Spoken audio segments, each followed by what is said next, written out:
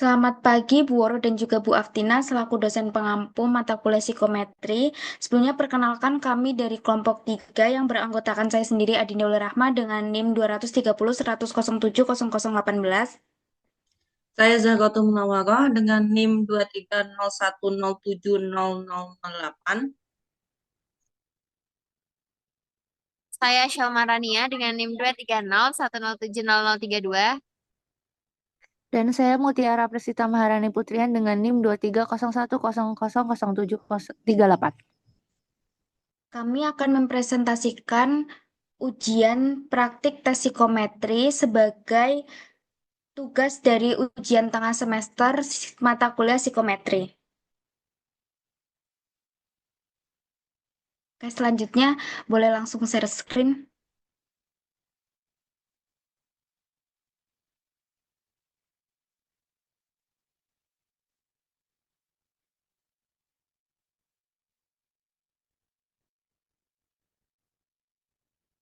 Baik, sebelum kita melakukan uji analisis, kita pindahkan dulu data dari aspek skala pemaafan pada aplikasi JASP. Kemudian jangan lupa untuk aspek avoidance dan juga revenge bersifat unfavorable. Jadi skor butir harus dibalik terlebih dahulu sebelum dianalisis. Kemudian yang pertama yaitu kita akan melakukan analisis deskriptif per butir. Yang pertama kita klik deskriptif. Kemudian kita klik deskriptif statistik.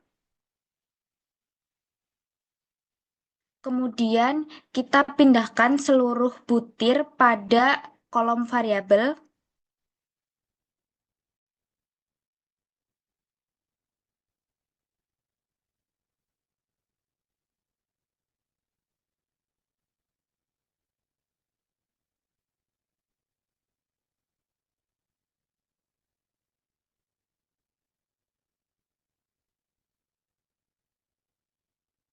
Kemudian berdasarkan hasil uji statistik tersebut, diketahui valid sebesar 175, kemudian skor missing 0, skor minimum 1, skor maksimum 5, skor mean terendah 2,389, skor mean tertinggi 4,160, skor standar deviation terendah 1,027, dan skor standar deviation tertinggi 1,255. Berdasarkan hasil uji statistik tersebut, diketahui bahwa semua item memiliki jumlah responden yang valid sebanyak 175 tanpa ada data yang hilang atau missing sama dengan 0. Kemudian skor minimum dan maksimum masing-masing item berada dalam rentang 1 sampai 5 yang menunjukkan bahwa item diukur menggunakan skala Likert 5 poin. Kemudian nilai mean dan standard deviation tiap item bervariasi. Hal ini menandakan bahwa adanya perbedaan dalam kecenderungan respon peserta terhadap masing-masing item.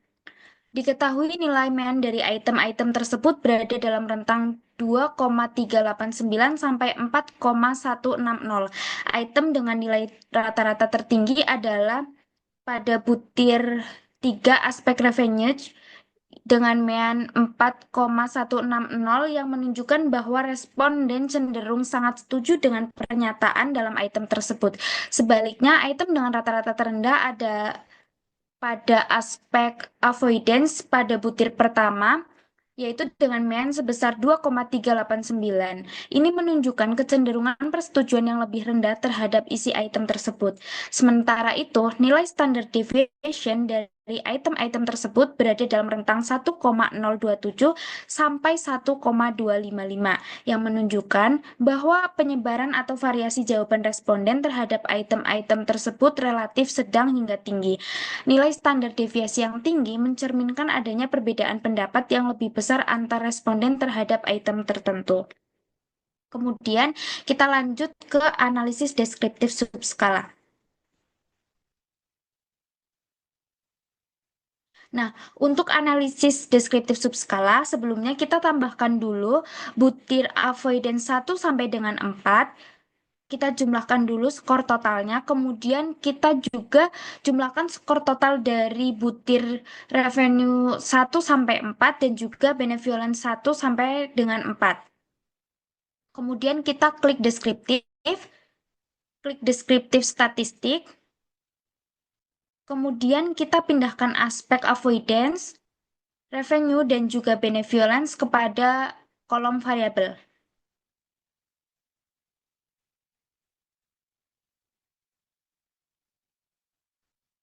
Nah, ini hasilnya udah keluar berdasarkan hasil uji statistik diketahui untuk mean avoidance sendiri itu sebesar 9,869, kemudian standard deviation-nya 4,007, minimumnya 4 dan maksimumnya 20. Berdasarkan hasil uji statistik tersebut, diketahui bahwa secara rata-rata peserta memiliki kecenderungan menghindar terhadap pelaku kesalahan pada tingkat sedang karena mean berada di tengah-tengah dari rentang 4 sampai 20.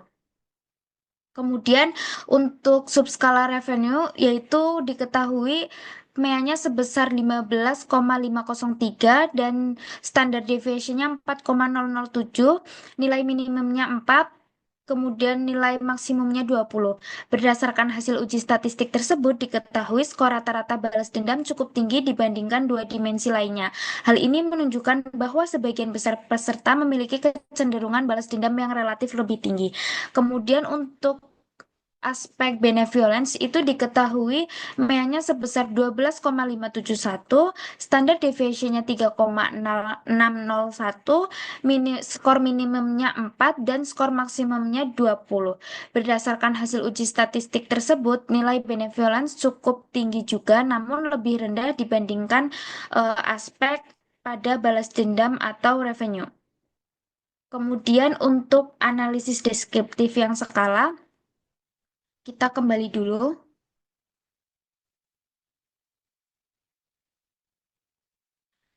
Untuk skala yaitu kita jumlahkan terlebih dahulu avoidance, total score avoidance, kemudian total score revenue dan total score benevolence. Kemudian kita klik deskriptif statistik, kemudian kita pindahkan skala pemaafan ke kolom variabel. Nah, berdasarkan hasil dari uji statistik tersebut, diketahui bahwa nilai MEN sebesar 37,943, nilai standard deviation sebesar 8,297, nilai minimum 14, dan nilai maksimum 59. Berdasarkan hasil uji statistik tersebut, diketahui total skor pemaafan berada dalam rentang 14 sampai 59 dengan skor rata-rata 37,943 atau mendekati 38. Ini menunjukkan bahwa secara umum tingkat kecenderungan individu untuk memaafkan berada pada kategori sedang hingga tinggi. Selanjutnya, untuk kategorisasi skor skala pemaafan yaitu tadi diketahui bahwa MEA-nya itu sebesar 37,943, kami bulatkan menjadi 38, kemudian untuk skor standar deviation-nya yaitu 8,297, kami bulatkan menjadi 8. Kemudian kita membuat rentangnya yaitu 0 SD sebesar 38, kemudian min 1 SD 30, min 2 SD 22, kemudian plus 1 SD 46, dan plus 2 SD 54. Kita bisa membuat kategorisasinya ke dalam 3 kategori, yaitu kategori rendah dengan skor kurang dari 22 atau kurang dari min 2 SD, kemudian kategori sedang dengan skor 30 sampai dengan 46 atau min 1 SD sampai dengan plus 1 SD, dan untuk kategori tinggi skornya yaitu lebih dari 46 atau lebih dari plus 1 SD. Kemudian bisa dilanjutkan untuk hasil uji normalitas dan interpretasinya.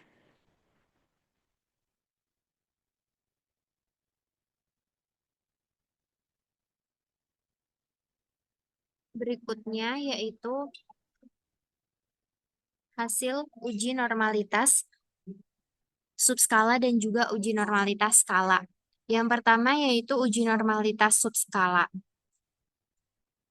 Ini adalah data-data yang sudah tertera. Kita pilih menu deskriptif, lalu deskriptif statistik, lalu juga kita pindahkan subskala avoidance ke sisi variabel, revenge, dan juga benevolence. Lalu pastikan eh, menu Shapiro-Wilk testnya jangan lupa untuk diklik. Dan ini adalah hasil yang tertera. Dari p-value of Shapiro-Wilk, aspek avoidance yaitu kurang dari 0,01, lalu revenge kurang dari 0,01, dan juga benevolence 0,025 yang menunjukkan bahwa data berdistribusi tidak normal, karena untuk data berdistribusi normal harusnya 0,0 lebih dari 0,05. Berikutnya yaitu analisis uji normalitas skala.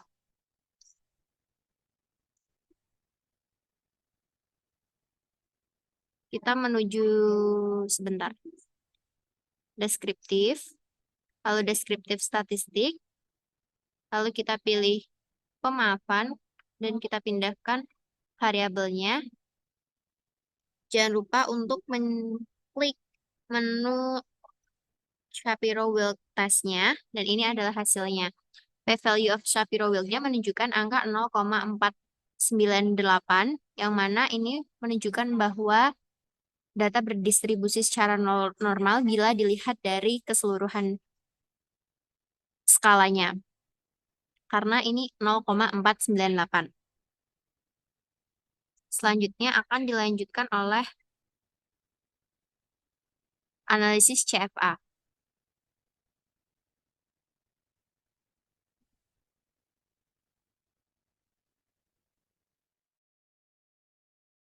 Baik, untuk analisis CFA ini adalah analisis yang menilai sejauh mana model faktor hipotesis itu sesuai dengan data sebenarnya.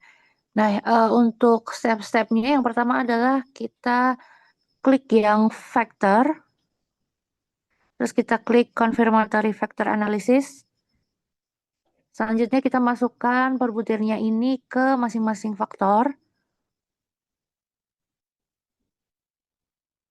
Selanjutnya diklik plus, lalu kita tambahkan yang revenge 1 sampai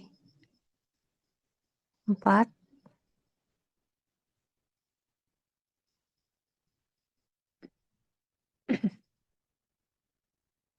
Selanjutnya yang terakhir yang benevolence, kita juga masukkan dari 1 sampai 4.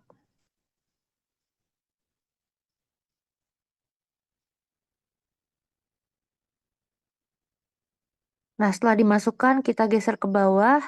Kita lihat di second order factor. Itu kita masukkan semua faktornya ke second order. Selanjutnya ke model option. Hal ini bagian assume factor uncorrelated tidak perlu dicentang karena kita berasumsi bahwa ini berkorelasi. Lalu selanjutnya ke bawah lagi. Di multigroup CFA-nya juga tidak usah. Lalu ke bawah lagi di additional output. Kita centang additional fit measures, Kaiser-Meyer, lalu Bartlett juga, lalu reliability. Lalu ke bawah lagi di bagian plot.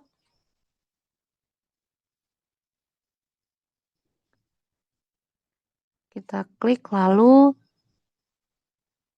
kita lihat di bawahnya di model plot dicentang. Show parameter estimates.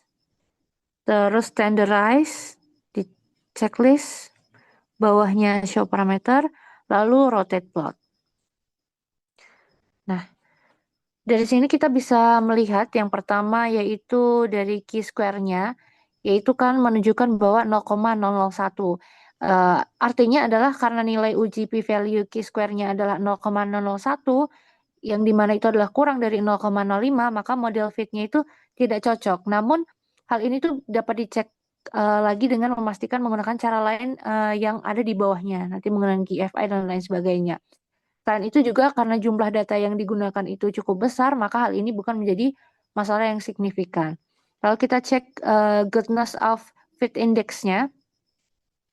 Karena nilai uji goodness of fit index-nya atau GFI-nya itu 0,924, yang dimana itu lebih besar daripada 0,90, maka dapat dikatakan bahwa data ini tuh adalah cocok atau sesuai dengan hipotesis model. Bisa dilihat di Goodness of Fit Index. Lalu selanjutnya kita lihat di Comparative Fit Index atau CFI. Karena nilai uji Comparative Fit Index ini ada di angka 0,959, yang dimana ini adalah lebih besar daripada 0,90, maka dapat dikatakan bahwa data ini cocok atau sesuai dengan hipotesis model. Lalu selanjutnya kita lihat di bagian Root Mean Square Error of Approximation atau RMC. Di sini angkanya menunjukkan 0,063 karena nilai uji RMC-nya itu 0,063 yang dimana lebih besar daripada 0,05, maka dikatakan bahwa kecocokan data terhadap hipotesis model ini masuk pada kategori yang cukup baik karena berada pada rentang 0,05 sampai 0,08. Selanjutnya kita beralih ke Tucker-Lewis Index atau TLI dengan menunjukkan nilai p-value-nya 0,947 yang artinya 0,947 ini lebih besar daripada 0,90, maka dikatakan bahwa data ini cocok atau sesuai dengan hipotesis model. Lalu selanjutnya ada Standardized Root Mean Square Residual atau SRMR. Di sini menunjukkan angkanya itu 0,069 yang dimana lebih kecil daripada 0,08, maka dikatakan bahwa data ini cocok dengan hipotesis model. Lalu kita beralih ke plotnya, ke yang paling bawah sendiri. Nah, ini untuk kontribusi general dari faktornya ini bagus karena atau baik begitu karena lebih dari 0,3 atau 0,4. Selanjutnya bisa dilanjutkan untuk analisis reliabilitas. Oke, untuk analisis reliabilitas, di mana skala pemanfaatan kali ini yang kita gunakan itu bersifat multidimensional, di mana masing-masing dimensi itu saling berkorelasi. Oleh karena itu, uji reliabilitas kali ini kita lakukan 2 tahap. Yang pertama kita pakai tahap cek per dimensi terlebih dahulu, kemudian kita per seluruh skalanya. Untuk yang pertama kita klik reliability, kemudian unidimensional reliability, kemudian kita masukkan dimensi avoidance dari 1, 2, 3, 4 ke kolom variabel, kemudian kita geser ke bawah ke analisis,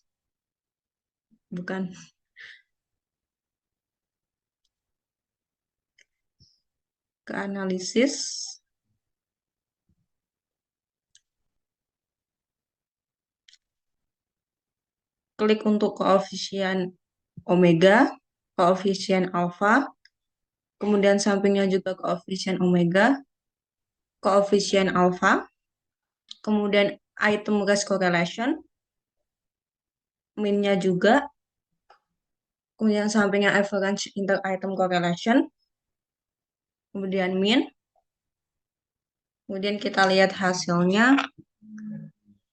Hasil dari avoidance yaitu 0 dari koefisien omega 0,779 dan koefisien alfa 0,771 yang berarti bahwa reliabilitas untuk dimensi avoidance masuk kategori cukup karena lebih dari 0,7. Untuk average inter-item correlation termasuk dalam kategori cukup tinggi karena idealnya adalah 0,2 sampai 0,5. Dan berarti antar item dalam skala avoidance ini sangat konsisten. Kemudian untuk item race correlation-nya rata-rata di atas 0,5 yang berarti item berkontribusi baik terhadap total skor dimensi. Kemudian untuk dimensi kedua yaitu reference, kita cek.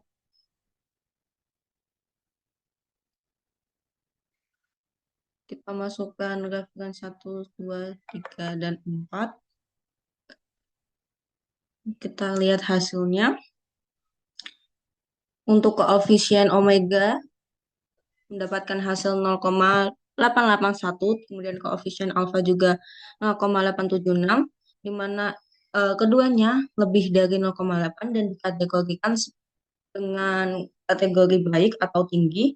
Untuk average inter-item dapatnya 0,642 yang juga termasuk sangat tinggi, yang berarti item-itemnya sangat berkaitan erat.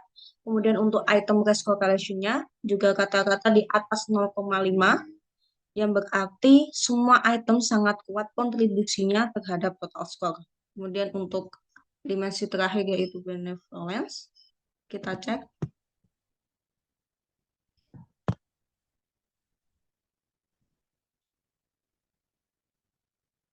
Masukkan benevolence 1, 2, 3, dan 4. Kita lihat hasilnya.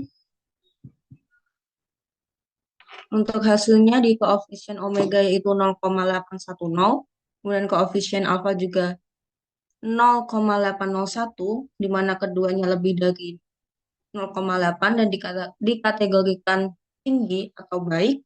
Kemudian untuk average inter-item correlation-nya 0,5, dikategorikan baik, yang berarti item-item cukup saling korelasi, dan juga di item cross correlation, kata-kata di atas 0,5 yang diartikan item-itemnya saling berkonsisten. Kemudian yang terakhir kita skor total dari semua dimensi.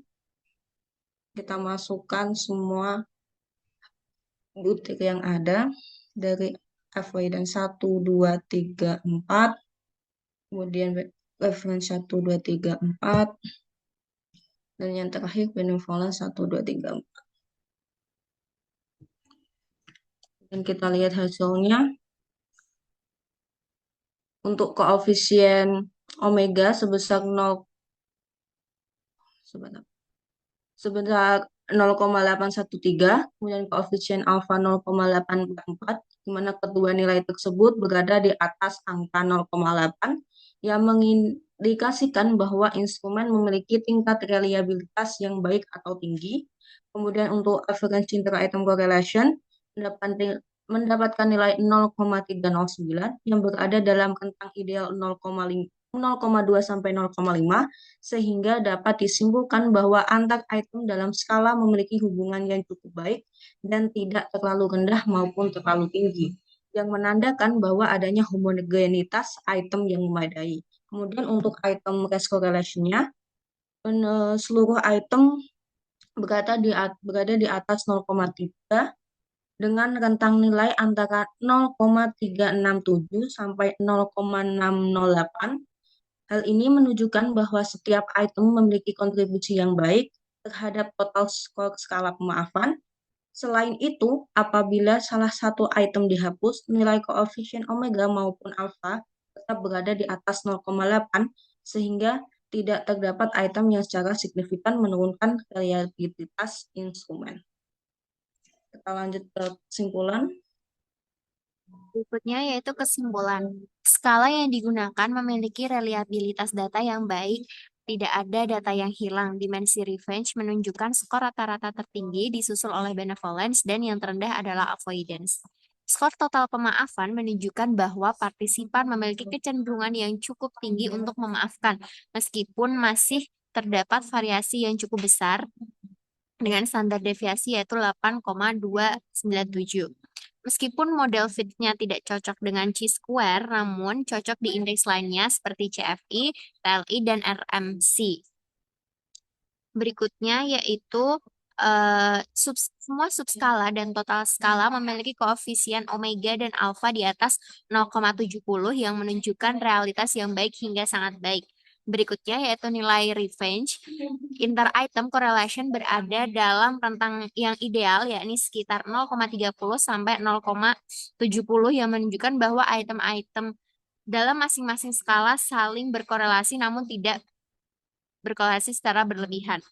Yang berikutnya yaitu item race correlation yang lebih besar dari 0,30 di semua skala, menandakan bahwa semua item yang memberikan kontribusi yang baik terhadap total skala.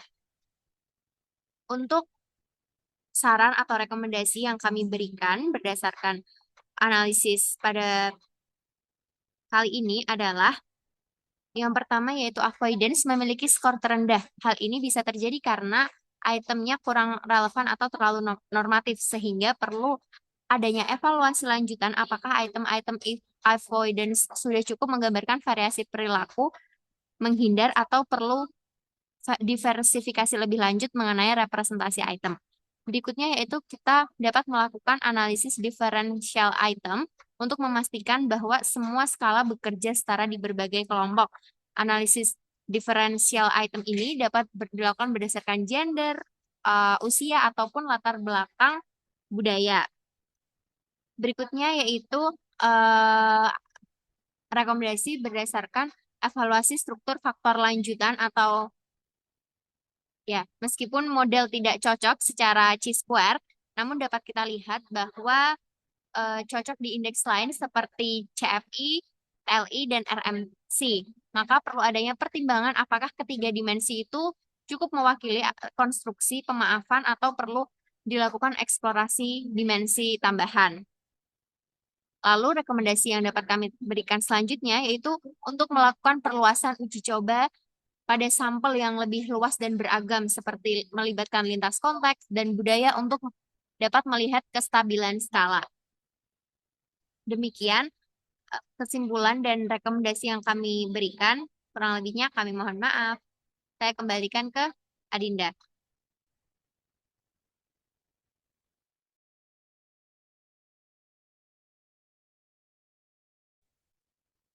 Baik, sekian hasil dari presentasi kelompok kami. Kurang lebihnya mohon maaf. Terima kasih.